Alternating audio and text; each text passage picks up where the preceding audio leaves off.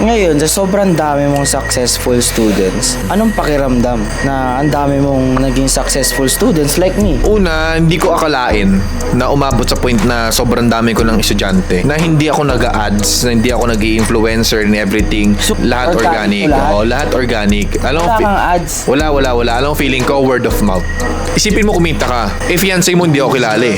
Ba't siya nag-enroll? Kasi, testimonial ka eh. Siya. Si fiancé mo. Di ba may mga kaibigan niya or yung pinsan niya ata, nalaman niya yung MSP dahil ginagawa niya. Nag-earn na rin. Nag-earn din, nag-enroll din. Oo.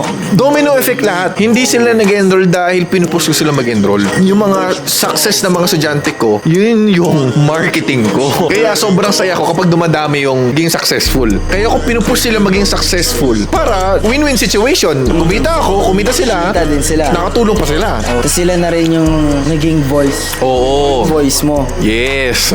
Kaya nga sabi ko sa kanila, kapag mag-build ka ng business, don't focus on the marketing, the strategy, the funnel, the blah blah blah. Focus on the fucking product. If the product is working, the product will have customers and more customers and more customers.